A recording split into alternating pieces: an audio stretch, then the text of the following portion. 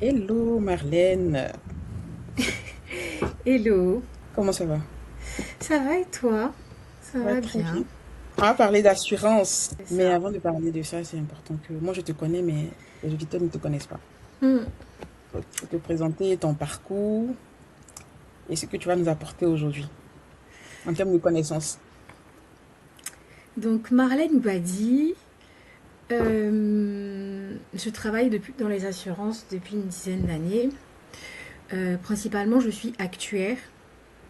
Donc les actuaires, c'est des mathématiciens qui font des calculs de probabilité et de finances. On vérifie en fait que les assureurs sont solvables et aussi créent des produits d'assurance qui sont rentables et en même temps aussi qui sont solvables, comme je dis. Donc on va regarder combien il faut payer de primes pour avoir un contrat d'assurance. On va regarder c'est quoi les garanties qu'il faut avoir dans un produit d'assurance qui peut vraiment être utile aux consommateurs. On va regarder c'est quoi les provisions qu'il faut avoir derrière pour pouvoir rembourser les gens en cas de sinistre. On va regarder aussi le côté financier, parce que les Mhm, assureurs, toutes les primes qu'on verse à l'assureur, certaines parties sont investies. Donc, en mhm, tant qu'actuaire, on peut regarder aussi le côté gestion d'actifs passifs, donc le côté mhm, finance. mhm. Voilà, il y a plein de différents domaines comme ça, mais toujours autour des mathématiques, de la finance, de l'assurance. Tu as parlé Voilà. de primes, de calcul des primes, ce qu'on doit payer, et ça m'a Mm, interpellée. mm. Donc je me suis posé la question de savoir, donc c'est vous qui proposez les prix aux assurances pour les cotisations? C'est ça. Et puis, lorsqu'on cotise, en fait, parce que moi, je me pose la question de savoir, est-ce que c'est vraiment utile, toutes ces cotisations? Surtout que, surtout qu'on cotise par an, mais on n'a pas de sinistre. On a des assurances habitation, ouais, Mm, mensuellement, mais en fait, depuis combien d'années on est propriétaire, on est locataire, on n'a mm, jamais eu d'incendie. Ouais. mm. Cet argent-là, finalement, ça bénéficie aux assureurs, aux assurances. Donc, c'est quoi l'utilité d'avoir une assurance? Vraiment, faut nous expliquer aujourd'hui, là. C'est quoi l'utilité d'avoir une Ok. assurance? Je Voilà. je vais essayer d'expliquer, même si vraiment je ne pense pas qu'en un podcast on efface la casquette de assureur voleur, mais je vais essayer d'expliquer. Ok. Déjà, on va commencer par la base. Mhm. Comment l'assurance est née? Donc, l'assurance, en fait, est née avec la navigation, Mhm. si je peux utiliser ce terme-là.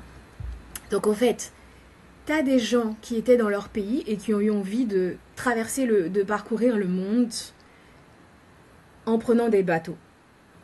Donc ils ont construit leur bateau, ils ont vu la mer, comment la mer était agitée et tout. Ils se sont dit, nous on veut être des aventuriers, on veut traverser le monde, on veut parcourir le monde. D'accord. Mhm. Donc des premiers bateaux sont partis, les bateaux sont jamais revenus. Sachant que en fait ça a coûté énormément, ça a coûté très très cher de construire des bateaux. Au Mhm. final, il y a certains bateaux qui partaient, qui revenaient, il y en a d'autres qui ne revenaient pas. Et Mhm. sachant le prix que ça coûtait vraiment de construire les bateaux, à un moment, ils se sont tous assis, ils se sont dit, on va mettre notre argent ensemble et les bateaux qui reviennent pas, en fait, on va rembourser les constructeurs.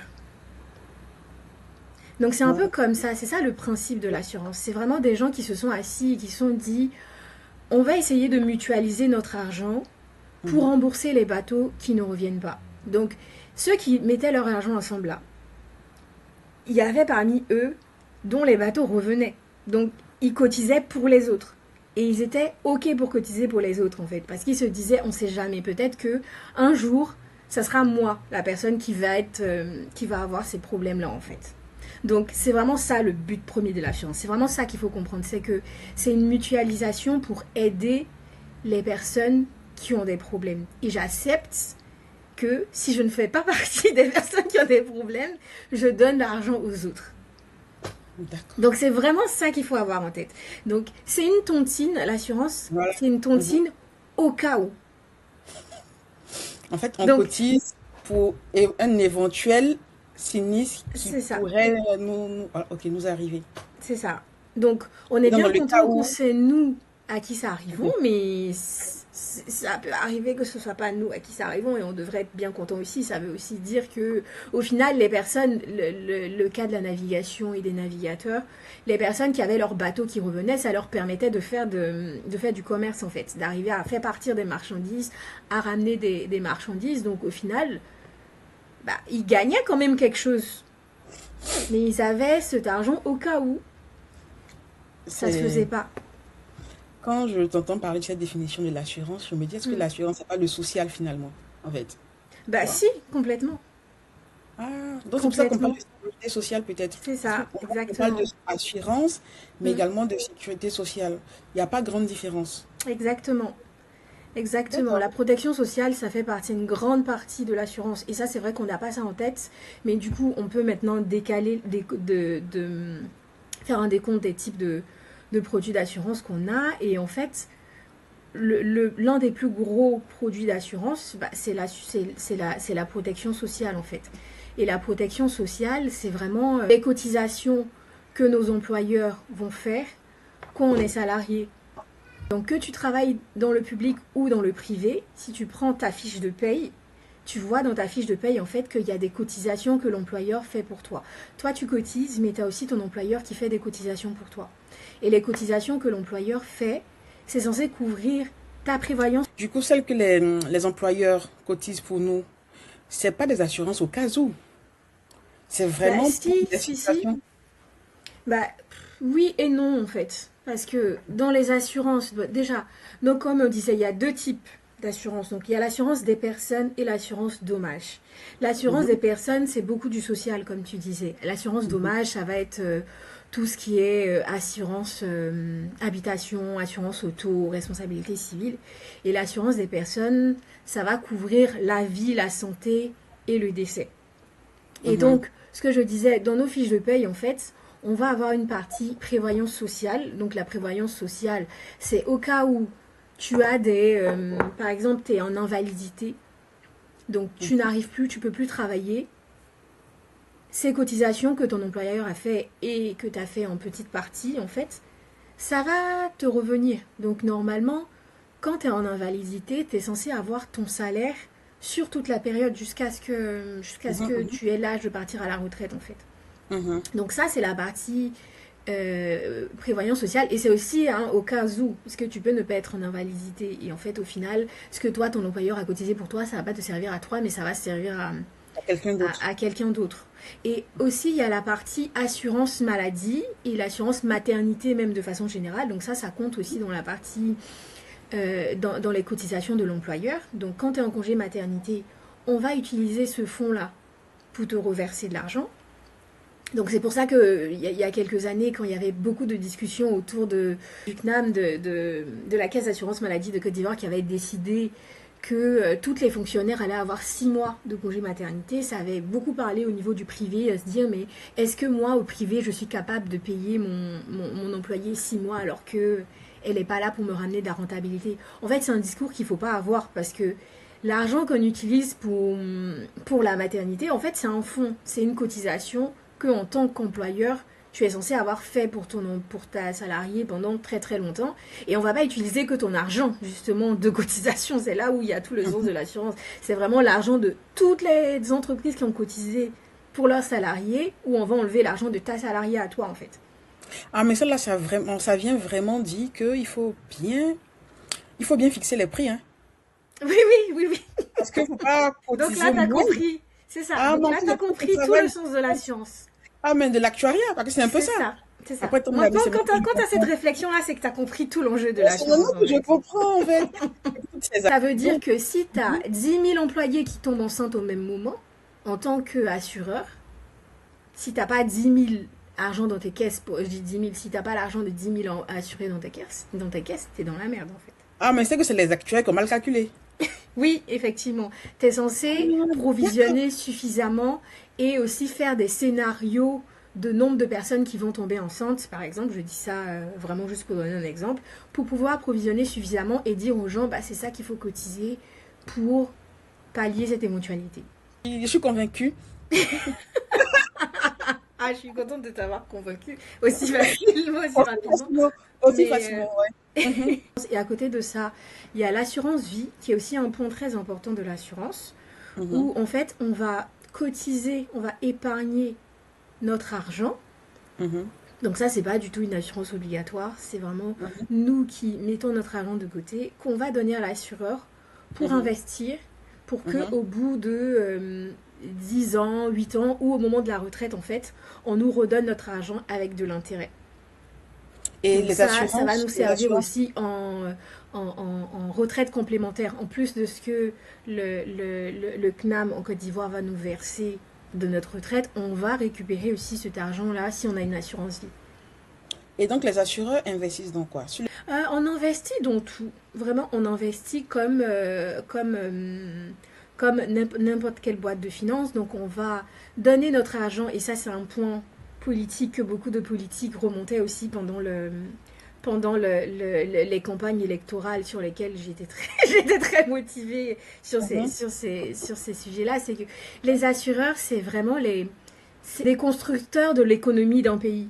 Donc, avec tout l'argent de l'assurance où on se dit, bon, ça ne sert pas aux provisions, donc on a un surplus qu'on peut investir, ben en fait, on peut utiliser ça pour construire nos pays, on peut utiliser ça pour construire nos ponts, on peut utiliser ça pour faire des emprunts à l'État. Si on regarde par exemple la CNPS en Côte d'Ivoire, est vraiment un gros investisseur financier. d'accord, très bien. CNPS en Côte d'Ivoire, oui. Il faut préciser. Oui, avec notre argent, la CNPS en Côte d'Ivoire est un gros investisseur financier. Là, très récemment, ils ont eu de belles notations de sociétés d'investissement pour dire à quel point, en fait, avec les cotisations qu'on donne en fait à nos assureurs, ça peut nous revenir. Les assureurs sont vraiment des acteurs de développement des pays, en fait, tout simplement. Donc voilà, donc quand on fait une assurance vie, on va donner son argent à l'assureur pour dire bah si j'arrive à la retraite, il faudra me retourner mon argent avec tel taux d'intérêt. Donc l'assureur va trouver sur le marché donc quoi est-ce qu'il peut Faut investir. investir. C'est ça qui va lui rapporter et qui au final va te rembourser ton argent quand tu seras à la retraite en fait. En fait, on est Voilà. sûr de retrouver le capital qui était investi avec des intérêts en plus. En fonction du type d'assurance vie que tu récupères. Donc si tu récupères une assurance vie en unité de compte où tu te dis en fait moi je veux un capital garanti et ensuite un intérêt, tu vas Mhm. avoir un intérêt moindre, mais c'est possible, Au bien sûr, fait, bien évidemment. c'est risqué. En fait, c'est ça, c'est vraiment le risque dans l'investissement. Donc, Exactement, c'est exactement ça. pas sûr de retrouver le capital, mais avec quand même un pourcentage élevé. Exact, c'est exactement Donc, ça. Donc vraiment, en de fonction trucs. de ton aversion au risque, tu vas choisir des types de contrats qui vont te rapporter soit beaucoup tu es prêt à prendre des risques. En France, par exemple, on a des fonds euros et des unités de compte. Donc les fonds euros, c'est j'ai mon montant garanti et ensuite j'ai les intérêts. En unité de compte, c'est moi je fais avec mon argent, on va acheter des actions. Mhm, mhm, Et mhm. donc, les actions, en fait, ça va me rapporter la réalité de l'action. Si l'action fait beaucoup, on va me donner le montant de l'action. Si l'action fait moins, je vais C'est avoir ça. la réalité de l'action. En fait, c'est exactement la même chose que qu'on a sur nos comptes bancaires, en fait. Sur les comptes bancaires, on peut investir aussi en assurance vie. Donc, c'est vraiment ce même Bon, principe-là. ok, je viens d'apprendre qu'on peut investir dans les assurances, tu vois. Je voyais plus. C'est vrai qu'on parle d'assurance vie. J'avais pas cette notion de assureur derrière. Et que c'était vous qui utilisez cet argent-là sur le marché, je sais pas, financier ou autre. J'avais pas cette notion. Oui, oui, Mais oui, oui. Oui, oui. ok, C'est les donc assurances, en fait, maintenant qui sont c'est un clair. peu un gérant, des gérants, en fait, D'accord. des Ok, donc on va gérants. revenir aux assurances en Côte d'Ivoire. Donc là, on parlait de protection sociale, du CNPS, Mm. et je sais pas, tu voulais parler d'assurance automobile ou Oui, oui, oui. Donc, en fait, comme je disais, on a la partie assurance des personnes, mais on a aussi la partie assurance dommage. Donc, dans l'assurance dommage, on va avoir l'assurance habitation, l'assurance auto et la responsabilité civile. Bon, là, je parle vraiment de ce qui se passe en France. Sachant Mhm, qu'en France, ces trois points-là, l'assurance habitation, l'assurance auto et l'assurance responsabilité civile, sont obligatoires. mhm. Donc l'assurance responsabilité civile, par exemple, pour les enfants, quand tu les inscris à l'école, bah, c'est l'une des choses qu'on te demande en fait. Parce que si ton Mhm, enfant oui, vient oui, oui. vient voilà casser, je sais pas moi, quelque chose en particulier à l'école, en fait, avec l'assurance responsabilité civile, il est couvert. Donc l'assureur va prendre en charge les dégâts qui sont faits. En Côte d'Ivoire, l'assurance habitation et l'assurance auto sont obligatoires. C'est vraiment c'est ce qui a marqué dans les textes. Après, dans la réalité de ce qui est fait, je vais pas m'investir dans ça, mais Ok. c'est vraiment des assurances qui sont obligatoires. Et il y a une autre assurance aussi qu'on n'a pas en tête, mais qui fait partie du type d'assurance, bah, c'est l'assurance construction. Donc les constructeurs, quand ils construisent des maisons, quand ils ont des chantiers, quand ils construisent des immeubles et tout ça, ils sont censés aussi être couverts. Oui, oui, oui, oui, oui.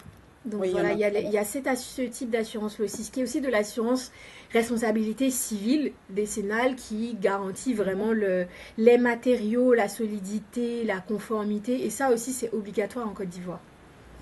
En fait, je pense qu'il faudrait pas insister même sur le côté obligatoire en Côte d'Ivoire, mais l'intérêt pour Mm. nous de souscrire à ces assurances-là. Parce que là, je t'assure que quand on a commencé ce podcast, vraiment les assurances et moi, c'était vraiment chien et chat parce que je trouvais qu'il y avait beaucoup de vols derrière. On cotise chaque année, mais on n'a pas de sinistre, on n'a pas de retour. Bien au contraire, les prix augmentent. Vraiment que tu m'expliques derrière l'avantage qu'il y a, mais au cas où, c'est tellement important. Donc, vraiment insister sur le fait que avoir un véhicule aujourd'hui, c'est pour notre bien de souscrire une assurance.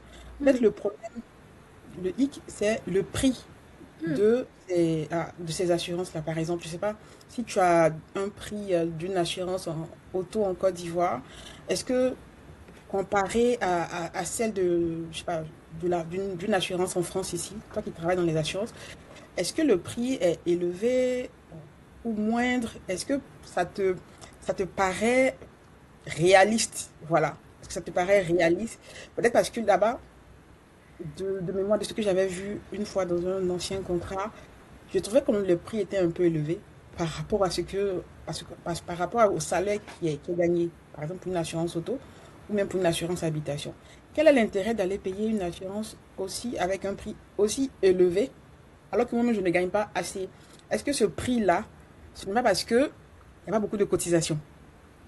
Bah, complètement. C'est pour ça que c'est compliqué en fait de comparer exactement les prix par rapport à la France. Parce que comme j'expliquais, en fait, au final, l'actuaire, il calcule le prix en fonction des sinistres Mhm, qu'il y a, qu'il y a en face. mhm, Donc, en fait, si on se retrouve dans un cas où on a beaucoup de sinistres probables, bah, forcément, le prix va être plus important, en fait. mhm, Mais après, en Côte d'Ivoire, vu que mhm, et c'est là où je peux quand même un peu rejoindre les gens qui se plaignent des assurances en Côte d'Ivoire. Vu que à chaque fois que, par exemple, quand tu as ta voiture et ton assurance en Côte d'Ivoire, à chaque fois que tu as un sinistre, que quelqu'un mhm. te rentre dedans et tout ça, on va discuter à l'amiable en fait. On va pas appeler l'assureur. Mais bien sûr. Donc en vrai, c'est vrai qu'en Côte d'Ivoire, on va vraiment avoir moins de sinistres que ailleurs dans le monde en fait. Pourtant, on a beaucoup de sinistres. Oui, Bon, oui, oui, oui, on a mais beaucoup d'accidents, mais sauf que là, on règle ça à l'amiable, c'est ça. entre nous. Et, ah, d'accord. Et C'est c'est ça. pour ça que les cotisations sont élevées, bon, élevées, je veux dire. Est-ce que ça peut être un facteur risque pour des cotisations élevées? Parce Bah, en que, fait, normalement, ça devrait être dans l'autre sens. Ça devrait aller dans l'autre sens. Parce que ah, d'accord. on veut décomposer les prix de l'assurance, dans ta Mhm, prime, en fait, on va calculer une probabilité de sinistre. On va mhm. dire, si tu payes Comme ça. 65 000, on va dire, Ok. si tu payes, Mhm, ou 100 000, ouais, allons sur les 100, mhm, ça va être plus simple. Si tu payes 100 000 par mois de prime, on mhm, veut pas que ton sinistre, en fait, il soit de 100 000. On veut pas te rembourser exactement ton sinistre parce que en mhm. plus de ta prime, l'assureur va avoir à payer ses salariés. Il va avoir à payer ses commerciaux en fait. D'accord. Donc il y a aussi d'autres coûts qui rentrent dans la prime d'assurance. Donc au Je final, n'ai on pas dit va ça au dire départ, hein. Je n'ai pas dit de ça au quoi? départ. Je n'ai pas dit ça au départ. Je n'ai pas dit qu'on cotisait aussi pour payer les employés des assureurs. Réponds ça. Du coup, je te le dis parce que justement, les employés d'assurance, c'est eux qui vont faire tous les D'accord. calculs, c'est eux qui vont aider, en fait. Donc, si ça compte, en fait, dans les Mhm. coûts, dans les montants de primes, il n'y a pas que le sinistre, il y a aussi tout ce qui tourne autour, en fait.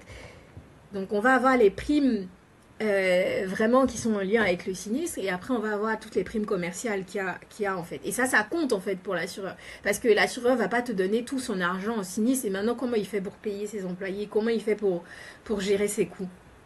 Donc D'accord, en ok. fait il y a tout ça qu'on rajoute aussi dans le montant de primes. Et si on regarde par exemple en Côte d'Ivoire, en Mhm. 2021, si on regarde sur le marché de l'automobile, on se rend Mhm. compte que le ratio de sinistre à prime, donc si on regarde le montant de prime qui a été payé et le montant de sinistre qu'on a versé, Mhm. ça fait un ratio de 41%. Ce qui Bon. est très très très rentable. Donc pour expliquer de façon claire, ça veut dire Mhm. si j'arrondis les 41% à 50%, ce qui est vraiment déjà avantageux, c'est si j'ai payé 100% de prime, si j'ai Mhm. payé 100 000 de prime, j'ai remboursé 50 000 de sinistre. En fait, au final, ça nous fait, si je dis que j'ai un ratio sinistre à prime de 50%, ça nous fait 50% en fait de marge, on va dire, pour l'assureur. Vraiment pour être très grossière dans la façon de parler, dans, Donc, dans les la façon assureurs gagnent d'expliquer. beaucoup, beaucoup en Côte d'Ivoire. En assurance auto, oui. Parce que D'accord. justement, comme je l'expliquais, quand les gens ont des sinistres, ils vont pas appeler leur assureur. Ils vont Mhm. régler ça à l'amiable en fait. Donc le nombre de sinistres qui est déclaré est vraiment en dessous de la réalité. Alors, ok. Donc là, c'est vraiment un message pour le consommateur. C'est un Bon. message pour le consommateur. Vraiment, c'est important de déclarer les sinistres, même si ça met énormément de temps et que l'assureur va mettre 15 ans à ramener sa dépanneuse et tout. C'est votre droit. Vous avez payé pour ça. Donc c'est votre droit. Après, il faut s'assurer. Et ça, c'est un autre point aussi. Que je disais que le prix, en fait, dépend énormément de plein d'autres choses. Ça Mhm. dépend aussi des garanties Mhm. qu'il y a dans le contrat. Si Mhm. vous avez pris une assurance dans laquelle vous avez dit si moi je commets un accident, je veux pas être couvert, par exemple. Ok. C'est-à-dire l'assurance de base qui est obligatoire, c'est si tu commets un accident sur la voiture de quelqu'un, la voiture de la personne est remboursée.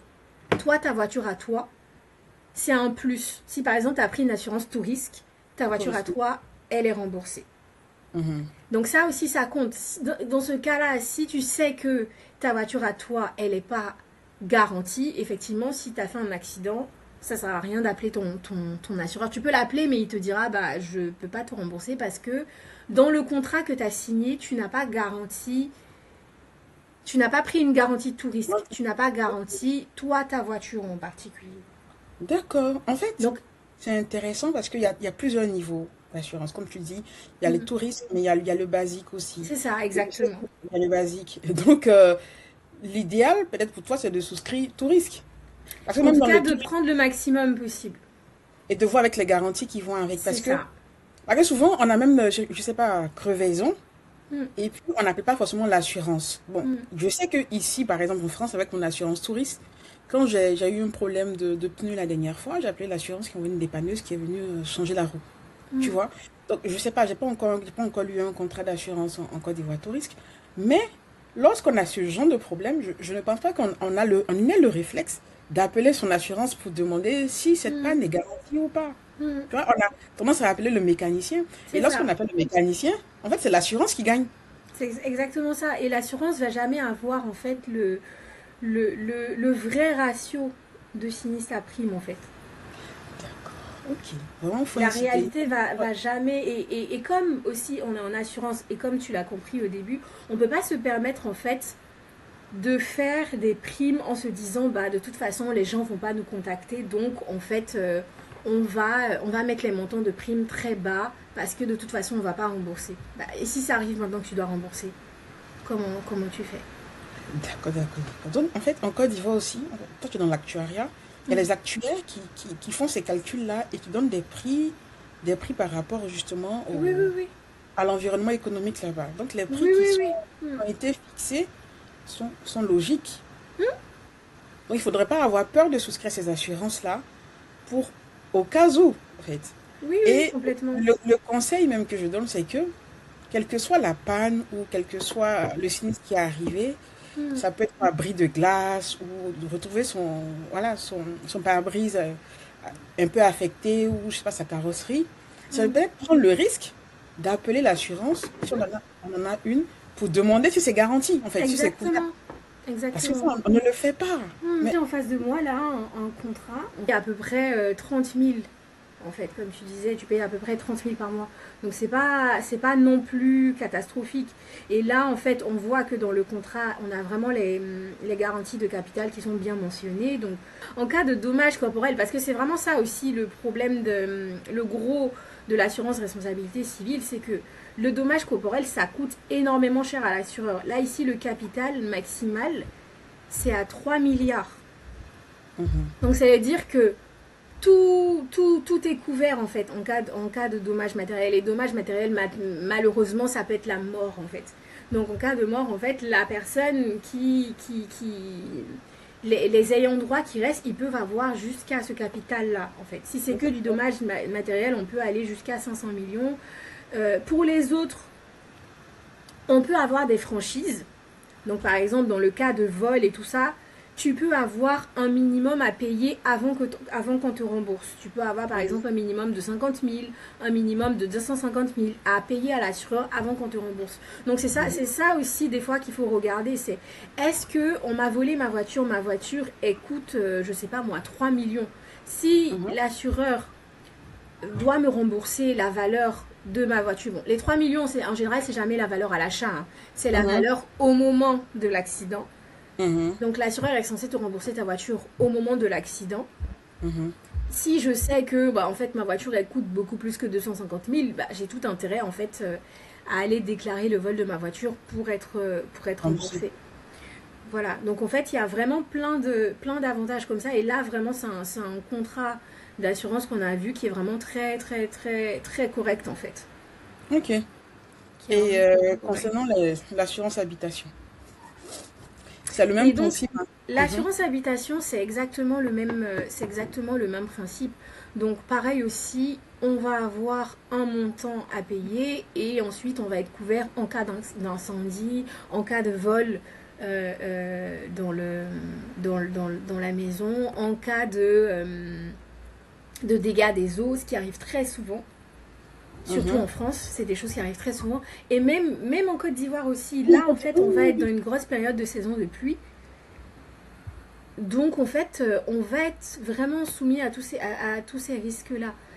Donc Mm, c'est des risques desquels il faudrait se couvrir. Normalement, l'assurance obligatoire en Côte d'Ivoire te dit que en tant que locataire, tu dois avoir une assurance. En tant mhm, que propriétaire occupant, tu n'es pas obligé. mhm. Mais en tant que locataire, en fait, tu es obligatoirement, tu es censé avoir une assurance qui couvre les risques locatifs Oui. avant d'emménager dans un appartement. Et vraiment, comme on disait là, quand on voit tous les problèmes d'inondation qu'on a à chaque fois en Oui, des Côte maisons d'Ivoire, qui ça, tombent, c'est ça. tu vois? Après, les C'est... maisons qui tombent en général, c'est aussi beaucoup de la garantie plutôt constructeur. Oui, garantie Donc constructeur. là, c'est ça. Donc là, il faut se retourner plutôt vers son constructeur qui est couvert, qui est censé avoir une assurance, parce que c'est une assurance obligatoire aussi Mhm, en, tant mhm, que, euh, en tant que constructeur. J'espère en tout cas que j'ai pu éclairer la lanterne de la mhm. majorité et qu'on aura un peu moins ce surnom d'assureur voleur là. Sachant qu'en France, il y a vraiment beaucoup de choses qui sont mises en place pour ça. Donc là, par exemple, en France, on a en tant qu'assureur l'obligation d'écrire ses contrats d'assurance pour qu'ils soient lisibles par un enfant de CM2 ou de Oui, 6e. obligation d'information, en fait, C'est pour... ça, justement, oui. d'avoir une information qui est très claire, que ce soit pas, comme on dit à chaque fois, les petits caractères en minuscules qui sont écrits, qui sont écrits et qu'on lit pas en fait, que ce soit vraiment grand, que ce soit lisible et que tout le monde sache de façon claire et précise à quoi en fait il s'engage. Oui, c'est pareil aussi en Côte d'Ivoire avec l'obligation d'information, mais est-ce que nous-mêmes, consommateurs, on lit les contrats? Enfin, on ne lit pas les contrats, on ne lit pas les garanties, et puis finalement, on passe à côté on dépense plus dans les véhicules avec les sinistres, parce qu'il y Mm, en a tellement. Et comme tu le dis, on a recours au règlement amiable. Mais c'est pas ça mm, la solution. La mm. solution aujourd'hui, c'est d'appeler l'assurance et de demander si cette panne ou ce sinistre qui est arrivé est garanti ou pas Mm. par la police assurance.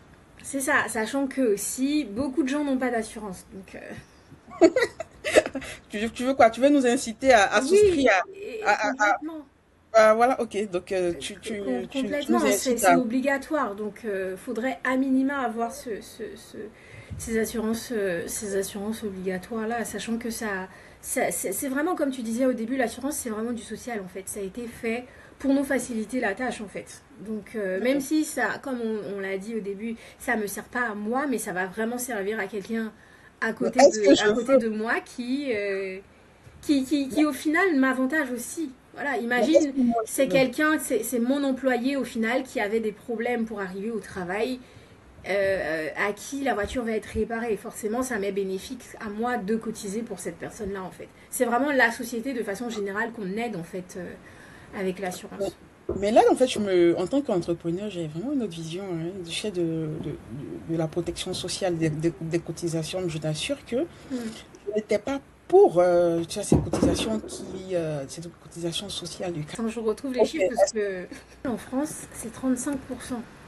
Mhm, Là, en Côte d'Ivoire en particulier, pour des employés, mhm. les cotisations retraite, en fait, en général, des employeurs pour la retraite, c'est 9% du salaire de l'employé. Ça va? Oui, oui, c'est pour ça que c'est Ça va? 9% du salaire de l'employé. Compris? En tout cas, moi, j'ai compris, hein, et que c'est important pour le consommateur d'aller souscrire une assurance. En fait. Si Mm, vous n'avez pas d'assurance auto, mais une assurance habitation, allez-y souscrire cette assurance-là. c'est Euh, important. Oui, c'est une sorte de tontine. Un C'est jour, votre ça. tour va arriver, vous allez Mm, prendre votre part. C'est bien c'est ça, non? ça. Allez, C'est voilà. exactement ça. Et surtout, comme je disais, les assureurs, c'est vraiment des acteurs du développement. Donc voilà, tout l'argent qu'on a, même si ça rentre pas dans notre poche directement, en fait, si on regarde, si on pense, prochainement, on pourrait vraiment faire un Mm. podcast sur ça, sur la CNPS, sur tout ce que la CNPS fait dans le développement de la Côte d'Ivoire et tout. Donc voilà, en fait, tout l'argent qu'on a, même si ça ne revient pas directement dans nos poches, en fait, ça sert en fait au développement du pays d'une certaine façon. Donc voilà, en prenant son assurance, en fait, au final, on participe au développement de notre pays. On pourrait même dire ça. Et lorsque on a un accident, on a un problème avec le véhicule, il ne faut pas hésiter à appeler l'assurance. Parce que lorsqu'on n'a Exactement. pas l'assurance, finalement, c'est eux qui bénéficient. Tout à l'heure, on a vu un Oui, peu avec oui, le chef. complètement. Mm.